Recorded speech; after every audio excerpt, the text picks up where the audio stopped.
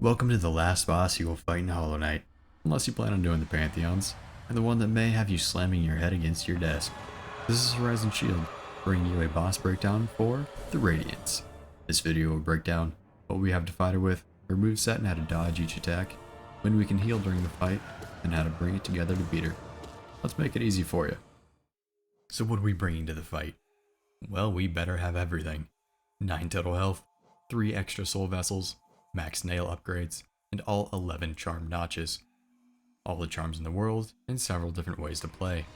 Just remember, no matter what you pick, you have to fight the Hollow Knight before Radiance, every single time.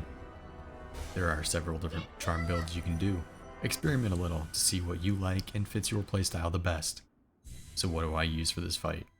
I decided that Shaman Stone, Spell Twister, Quick Slash, and Mark of Pride will have to do. The spells are going to be packing most of the punch in this fight, and I wanted to show that. Mark of Pride can be swapped out, since it's primarily a comfort charm. That means I don't have to get as close to do the damage I want. It's what I would swap out for Fragile Strength if I wasn't scared of losing it. So let's move on to the fun part. So on to the fight. What can Radiance actually do? Pucker up, Buttercup, this one's gonna take a while. Radiance has 3 phases. The easy one, the annoying one, and the jumping one. The easy first one can be split into 3 more phases if you want to, meaning that there can be a total of 5 phases depending on who you ask. I will refer to it as 3 unless I need to be specific. Her attacks stay constant for the first 2 phases and only change when she tries to murder you with a Death Star. She has a total of 8 different attacks and will teleport after almost every single one. The biggest giveaway of all of Radiant's attacks is their audio cues. If you are struggling with the fight, I suggest turning down the music in the settings and turning up the audio. All of her audio cues are unique and telegraph the attack better than the physical cues most of the time, especially when Radiance is not on the screen. The first attack is her Beam Burst. She fires 8 beams spread evenly around her 3 separate times. The second set will never fire where the first set was, but the third set may be nearly exact to what the first was. This means to dodge, all you need to do is dodge the first beam, then head towards the beam that was closest to hitting you for the second set, and then walk back towards where you're standing originally for the third set. I recommend moving directly beneath her if you can, as she's vulnerable and stationary during this attack. If you have soul available, feel free to Abyss Shriek when you know where the third set of beams is going to land, and it's not going to hit you. You can also get nail swings in if you wait until the beams are finished. The second attack is a Sword Burst. She shoots 12 total swords out of her face. These start spawning in a random spot and continue radially until they all finish, and then release in an arc across the arena. The direction of the sword arc is random, so be careful.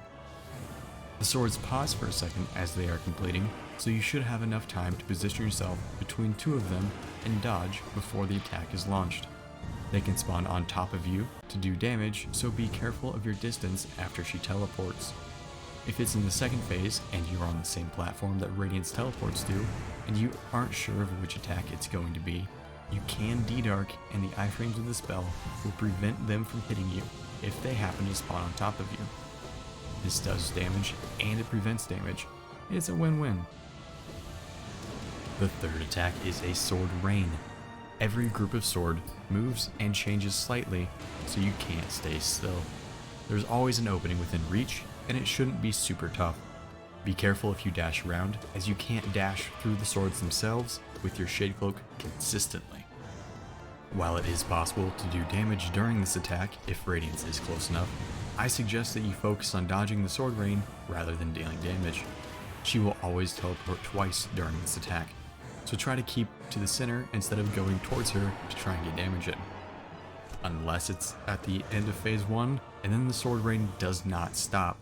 But Radiance is also rooted in place, making the phase quite easy. If you want to end this part of the phase quickly, Abyss Shriek twice, and it ends this part of the phase instantly. Fourth up is the Sword Wall. Swords fly from either side of the arena at a constant speed. These come in sets of 4 in the first phase and sets of 2 in the second phase. You can dodge them by either jumping through them or jumping and dashing through them.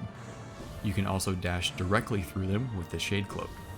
Radiance will not physically telegraph this attack at all. The best way to dodge this is to actively go towards the swords and go through them as soon as possible. Try to limit the number of variables you deal with at the same time.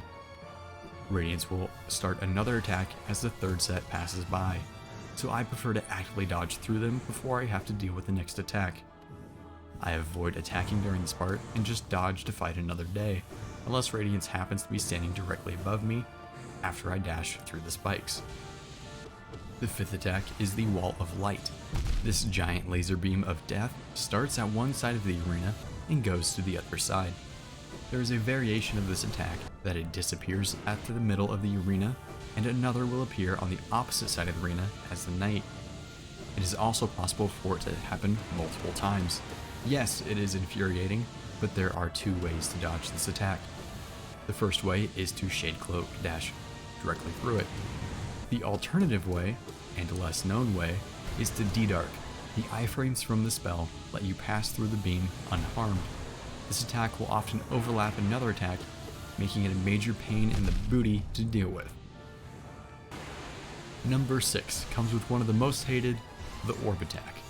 Reminiscent of Soul Tyrant and his orbs, these orbs show an animation and then spawn in. They usually come in groups of 3. To dodge for these, run them into the ground as soon as possible. It's easy if they spawn above you, as all you need to do is dash toward the orb and the angle will run it into the ground. If they spawn at the ground level, it's a little bit trickier. First, jump and go over it. Land, and then continue going in the direction that the orb went and where you originally started. Making the circle should drive the orb straight into the ground behind you. It is possible to attack Radiance with nail swings as you get more comfortable with this attack. There is no specific way to attack, as the orbs are random and you will need to drive the orbs into the ground after you land. The 7th move isn't an active attack, but it's the spike floor. In the middle of the first phase, half of the floor will be covered in spikes. It is well telegraphed, and you will always know it's coming. To dodge, just simply walk to the other side, but I know that it's not always that easy.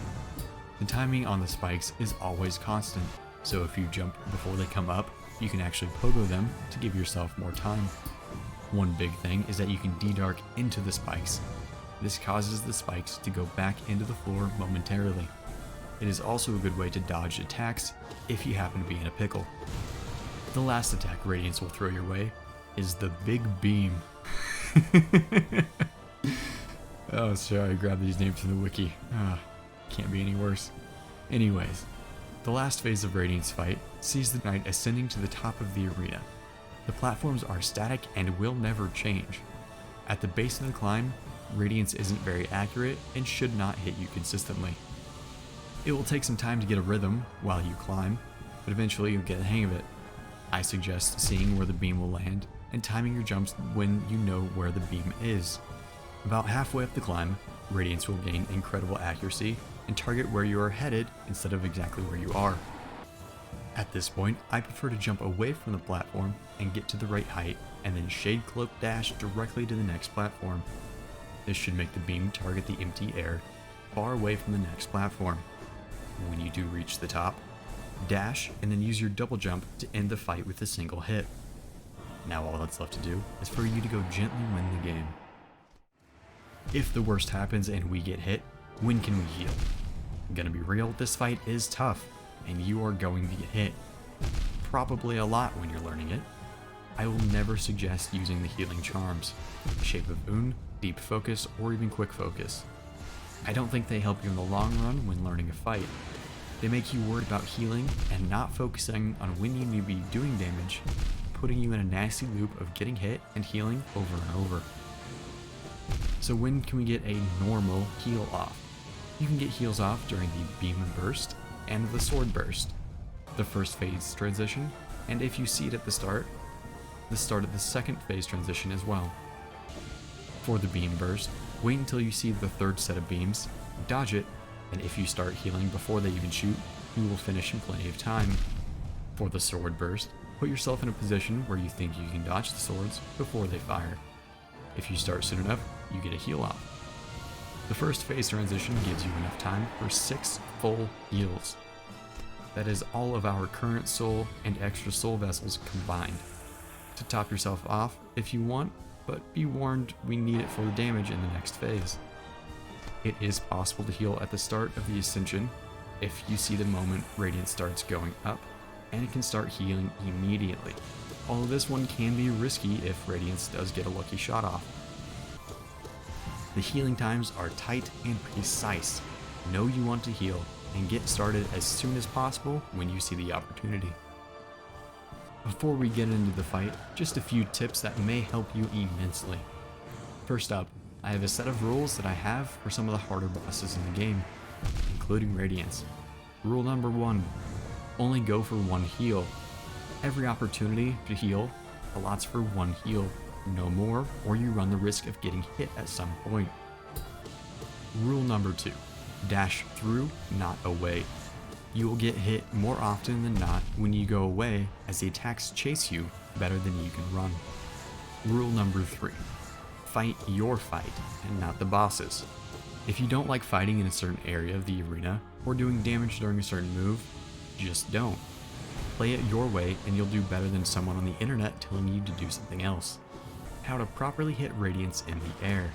Since you have to jump to hit Radiance, it is important to know how to properly do it.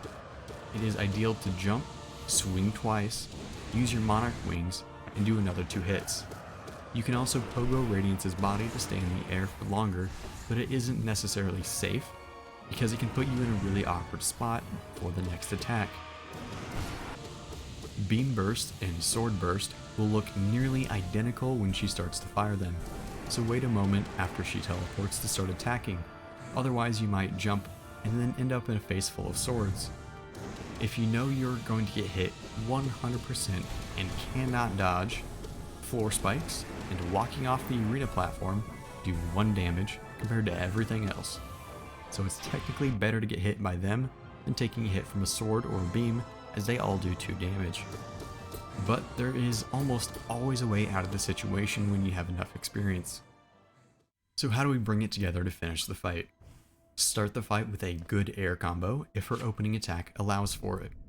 Our main attack is going to be our spells, primarily the Abyss Shriek, because Radiance is rarely ground level. The goal is to dodge and get hits in with a nail to fill her soul, and then Abyss Shriek. Radiance likes to sit still after every attack and leaves herself open to an Abyss Shriek very often. Remember to position yourself underneath her for the attacks and wait for them to finish. During the floor spike phase, stick to one side and don't bother with the spikes. Wait for Radiance to come to you. The end of the first phase is a rain of swords until you deal enough damage. Radiance does not move, so don't feel pressured to rush it. Dodge the swords and jump to swing if you need to conserve soul. That will help heal during the phase transition. If you have soul to spare, it takes 2 Abyss Shrieks to end the sword rain from the very start of it. If you start before she even starts raining swords, they end without you needing to dodge at all. Getting to the second phase, we try to do the same strategy, but with less walking area. Dodge proactively if you can avoid overlapping attacks. Try not to chase Radiance across the arena, and stick to a few platforms you feel comfortable with. If she goes high, get underneath, and Abyss Shriek when you can. It's even more important during this phase to get damage when you can. There is a chance that Radiance will teleport to the platform you are on.